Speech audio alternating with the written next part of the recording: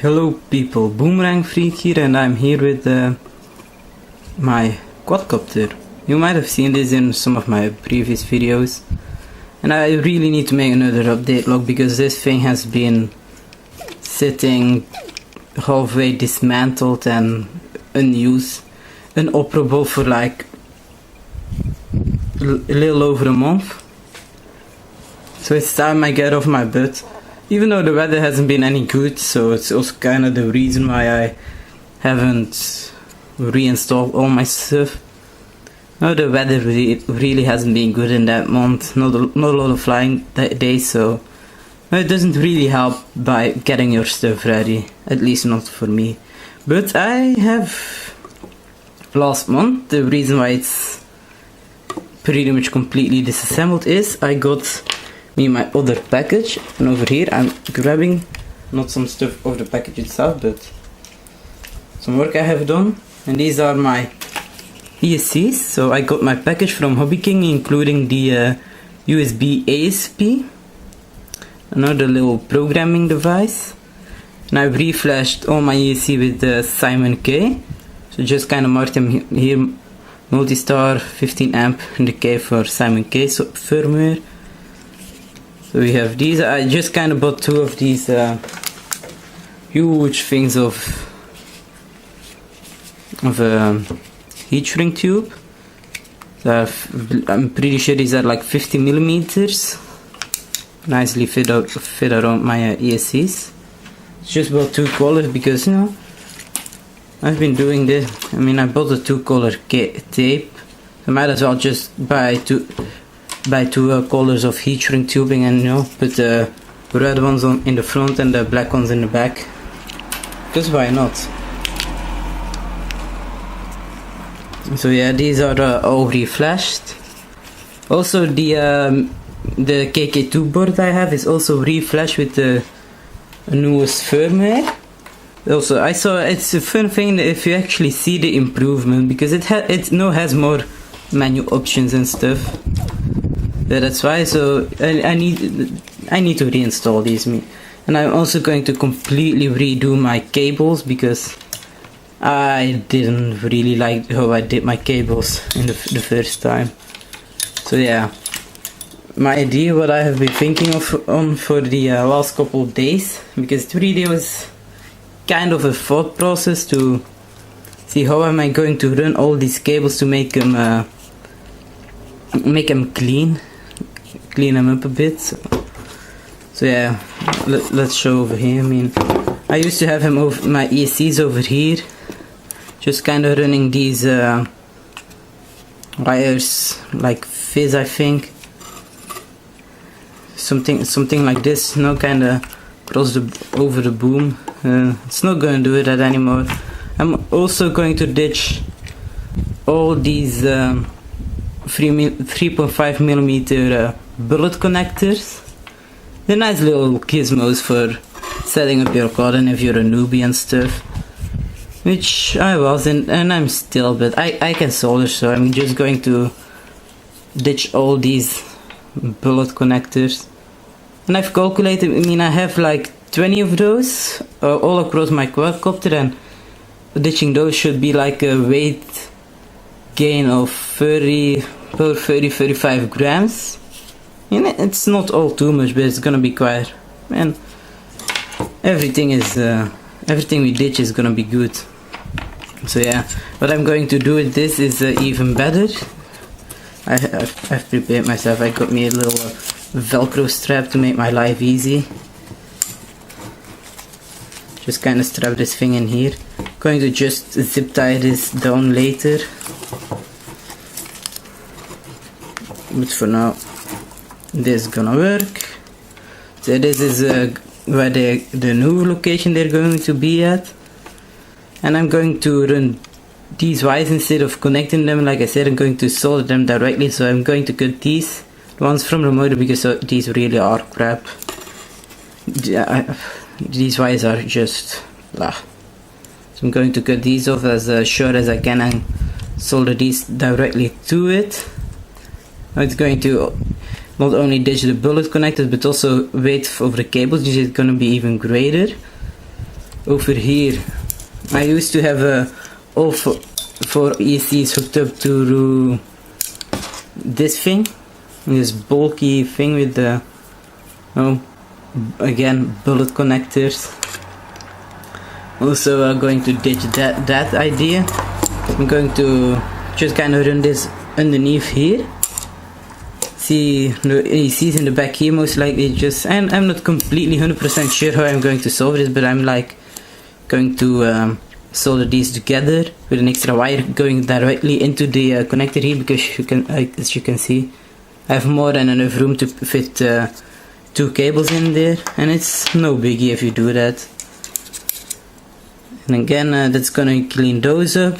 Going to be mounted over here, most likely also again going to just zip strap with one of these zip ties, going to strap these down, make it clean. And the same for the front, but no, just going to run these cables. I've tested this, it just should be about long enough to reach the front, and maybe even to solder them directly to these pads. Not pads, but these joints. Talking about the joints, if you want to see how these kind of look like, I mean, they work, but real, that's about it. If you know anything about soldering, this doesn't really look too great. As you can see, they even just jammed them together, just like with a pair of pliers or something. Just it's doable, I guess. Doesn't seem like you can easily yeah, of course, while opening the heat shrink, I did get in the installation here, but doesn't seem like you can actually pull them apart or anything. And over here they did quite a nice job, but usually just kind of fill all these these things, you usually fill these in with solder. So yeah, anyway, I'm going to do that, and this is going to be quite a big save game, because weight gain, because all these are going to go off, and it's pretty much just gonna leave me with a regular XT60 with some wires on there. It's kind of bad about my money, but not really. That thing wasn't expensive. Over here with the servo leads, because again, going to I just kind of had them jammed in there. Here I figured out a cleaner way to route them. Just kind of like pull them underneath here, and I do still have like these holes here in the bottom plate, so going to just kind of push them through here. Come on, work. And of course I did not prepare my pliers over here. Not my pliers, my tweezers. Failing. Doing it like this, going to also clean some stuff up and make use of the holes, pretty much. And then just going to and just to route them through here. I'm not going to do that right now, because it's going to be quite, what, let's just do this, because why not? It's not that bad. Just kinda shove them through here. It's not all too easy doing this like for the camera. Still kinda trying to be this and let this be like in shot and in focus. So I'm pretty much also again all 4 ESCs are going to run this way. Of course, through the corresponding holes. Just plug this in the first one. I know this isn't motor 1, but not like we're gonna run this. And as you can see, I do have a big loop, so I'm going to just kinda solder this watch a bit shorter. Again, clean this up. What else do we have? The receiver. Earlier I had like those self-made wires. I got my order and I got these. And what I did, I saw this on one of the most recent flight test videos, where they just, like, hey, we can't just transport a signal, we just need to transport a signal over these wires, so just take one wire and immediately connect 3 channels with it. So it works. I have tested this, it works. I just need to switch the elevator and aileron. So just again, just quick solder. It's no big deal. For the rest, this works. Saves me using 2 more of these leads. Just a bit more weight gain. I mean, a bit less weight on the thing, and just also overall a bit cleaner. And then yeah, my landing gear. I said it worked, and it does work. The way I had it set up was just I'm throwing stuff off my table over here. The way I had it set up is just like this. Now I know the holes don't perfectly line up, but they do. Over here they do quite good, but just with zip ties on top, but it just kind of keeps flapping like this. You can see it kind of damaged the boom over here, so I'm gonna stop doing that and stop being lazy. Drill 2 more holes down here and get the zip tie down to the bottom, and now it should keep it now it should just keep it in place. That's how most of those simple landing gears work. I think that's also pretty much the same the landing gear from Flytest works, the basic ones they have. I think that's about it for the updates before I need to start actually working on this, because me telling you I'm having these updates, I need to do, it's not going to do them automatically. Also, I have some of this Chinese finger strap like stuff I salvaged from somewhere, so I'm going to also use this stuff, to once again clean stuff up. Most likely, I mean, my motor wires are going to run through these. Gonna see, I mean, it's not going to work all across these because they each go to 4 different places, but okay, kind of have this stuff like slightly in there. Once again, kind of make it, just make it clean and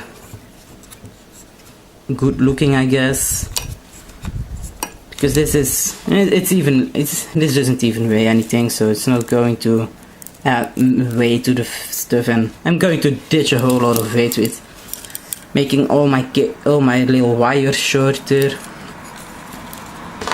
And of course, also one of these things over here, still got to figure out a way to mount this receiver in front of this, because I have tried a couple of things. Let me see, I had tried some double-sided tape, didn't work. Hot glue didn't really work.